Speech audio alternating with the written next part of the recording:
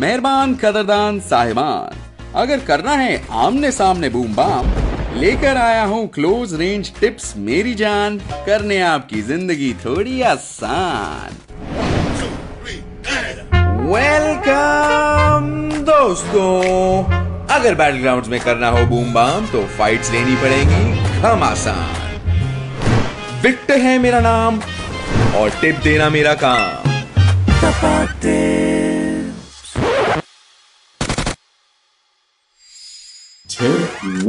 तो सबसे पहला टिप है स्कोप का सही इस्तेमाल करने के बारे में। क्लोज रेंज फाइट्स में आपको हमेशा ये ध्यान रखना है कि स्कोप खोल के फाइट नहीं लेनी है, क्योंकि जब तक आप स्कोप खोल के अपने ओपोनेंट के आंखों में आंखें डालोगे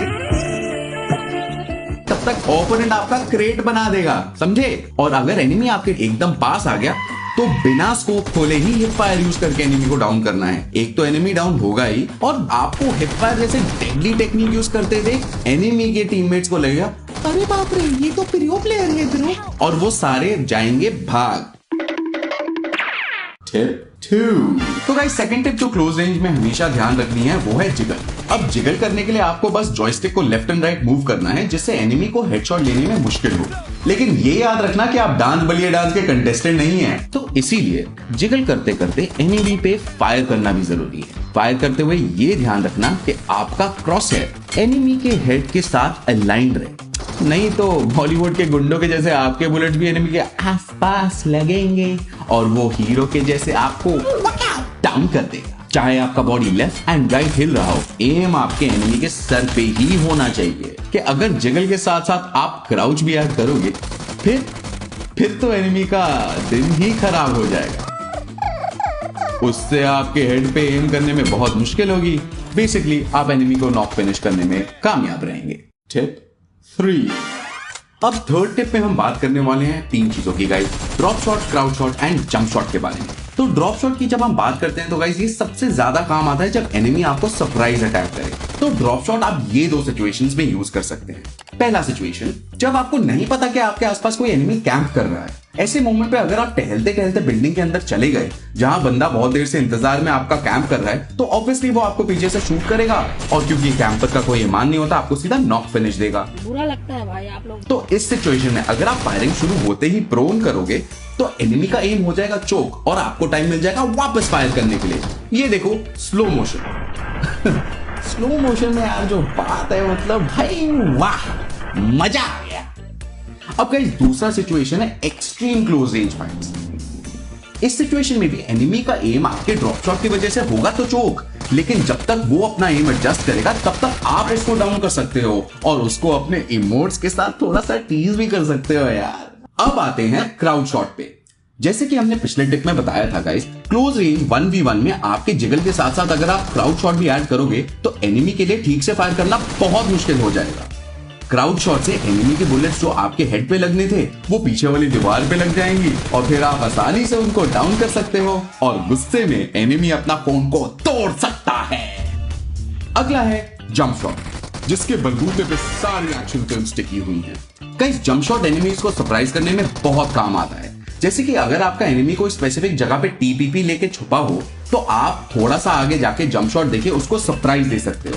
एनिमी को लग रहा होगा कि वो बढ़िया छुपा हुआ है, लेकिन उसी मोमेंट पे आप उसके ऊपर से टाप के उसे डाउन कर सकते हो। इसमें आपको एडवांटेजेस मिलती हैं 2, एक तो हाइट का एडवांटेजेस, दूसरा एनिमी के एम को खराब करने का एडवांटेज। टिप 4। अगला टिप है क्रॉस हेयर प्लेसमेंट। अगर आपको एक एनिमी हार्ड कवर के पीछे छुपा हुआ दिखे तो आपके क्रॉस हेयर को आपको नीचे पॉइंट करके नहीं रखना। जमीन से आपको क्या दुश्मनी है। एनिमी के आने पे एम को रीएडजस्ट करने में जो मिलीसेकंड लगता है उसके बीच में एनिमी आपको इजीली नॉक कर सकता है, और ये होने के बाद आपके टीममेट से जो बेइज्जती सुनने को मिलेगी वो अलग ही। अभी इसी सिनारियो को ऑल्टरनेट टाइमलाइन में देखते हैं। अगर आप क्रॉस हेयर उस जगह रखोगे जहां आपको लगता है कि उसका हेड निकलेगा तो एनिमी को आप इजीली नॉक कर पाओगे। इसी तरह एनिमी रश कर रहा हो तब भी आप इसी टिप को फॉलो करिए। एनिमी को देखो, उसके थोबड़े को प्रिडिक्ट करो जैसे कि इधर, और उसे डाउन करो। झुक के रहना पड़ेगा मेरे आगे, क्योंकि मैं अपने में खुद हीरो हूं। Anyway let's move on. Tip 5। पिछले टिप में हमने देखा क्रॉस हेयर प्लेसमेंट। अब उसी चीज को आगे बढ़ाते हुए हम देखेंगे pre fire. Guys pre fire का मतलब है जहां से भी आपको लगता है एनिमी पीक करेगा वहां पे ही उसके पीक करने के बस 1 सेकंड पहले ही आपको फायरिंग स्टार्ट करनी है और आप उसको इजीली डाउन कर सकते हो। अभी जैसे मुझे पता है कि एनिमी के पास एक अच्छा खासा कवर है और वो वहीं से पीक करने वाला है, तो मैं अगर उसी जगह पे प्री फायर दूंगा जहां से वो पीक करने वाला है, तो बस उसको डैमेज मिलेगा और वो इजीली नॉक हो जाएगा। टिप 6। तो क्लास, अगला टिप ये है कि आप एनिमी के प्री फायर से कैसे बच सकते हो। प्री फायर करने वाला टिप तो एनिमी भी आपकी तरह ये वीडियो देख के सीख ही रहा होगा, इसीलिए आपको वेट करना है कवर में जब तक एनिमी का एमो या तो खत्म ना हो जाए या जब तक एनिमी अपनी गन को रिलोड पे ना डाले। जब आपको वो साउंड आ जाएगी रिलोड करने की, उसी मोमेंट पे आपको अपना फायर देना है। टिप 7। तो स्टूडेंट्स, अभी हम बात करेंगे शॉटगन और एसएमजी के बारे में। शॉटगन फायर करता है सिंगल शॉट्स और क्लोज रेंज में एक ही शॉट में एनिमी को डाउन कर सकता है। क्योंकि सिर्फ एक सिंगल शॉट है, एनिमी के पास भी रिएक्ट करने के लिए बहुत कम टाइम होता है और उनके गन निकालते निकालते ही वो डाउन हो जाते हैं। लेकिन आप लॉन्ग रेंज में शॉटगन फायर करोगे तो बीजीएमआई का वॉइस कमांड भी खुद आपको बोलेगा, चल बे चल नोबड़े पतली गली से निकल। अगला है गाइस एसएमजी, जो क्लोज रेंज में बहुत यूजफुल होती है।